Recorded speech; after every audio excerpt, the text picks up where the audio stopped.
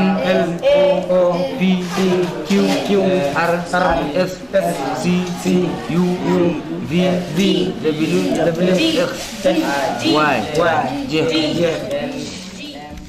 No matter how familiar this alphabet may look, these children are trading on unfamiliar grounds.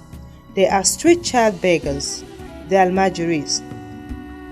Originally, the Almajiri concept hinged on the Islamic precept of migration in search of knowledge.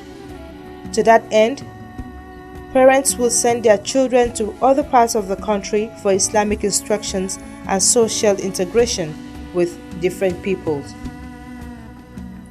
Today, in many cases, these are children that have just been handed over to another adult for upbringing. These street urchins, some as young as 5 years old, are a product of a failed society. In many cases, they are children whose parents have abandoned. Still often from other parts of the country, these little boys have no idea of a true home.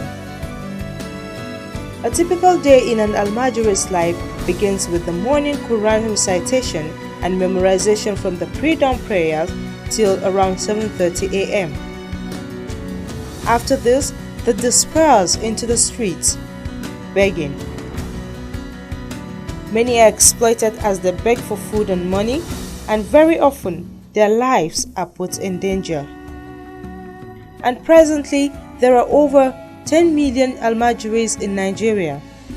They have no medical help, no formal schooling, and no regular way of eating, besides that which they beg for. To help address the issue, the American University of Nigeria, Yola, initiated the Almajiri Feeding and Reading Project. The focus is on children between the ages of 5 and 18. We're not here to change their religion, neither are we here to affect their culture or anything. We're just here to make their life better by teaching them a little skills, but introduce vocational skills. That's a long-term intervention. Vocational skills, and also another thing about this wonderful project is that we have the support of the Malam of the children, because we see their consent before we actually start doing this. We have the support of the Malam, we have the support of the community, and we have the support of the school too. So that's the reason why we are doing this. Every evening, they assemble at this venue to learn how to read and write. After about an hour, they head off with great anticipation of what it is to come next, the day's meal. As they drive to the food point, Joseph uses that little time to cross the T's and dot the I's. Wristwatch. The excitement is palpable as they arrive at the food venue. Hygiene is also taken seriously here.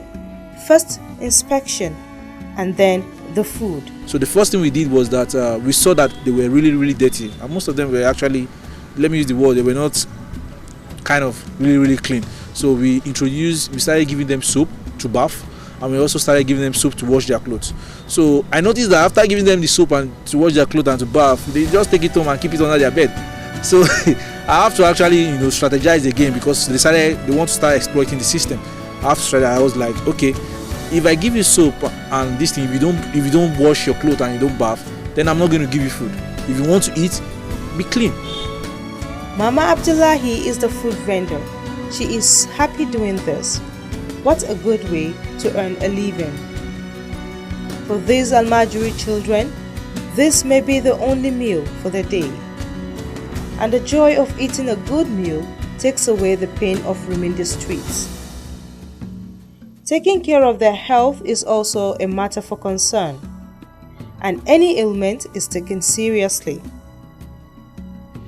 As the AUN strives to help shape their future, many of those Almajiri children are not allowing their condition swallow their dreams, and at least one of them is aiming high.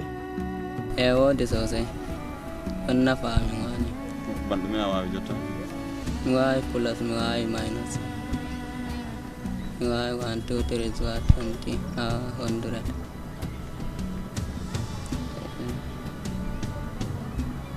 Oh, doctor. Huh? Doctor. after a comforting meal and a pair of slippers as a takeaway gift, for these children, it's a day well spent. And then, all too soon, it's time to go back to where they live, to hope for a better tomorrow.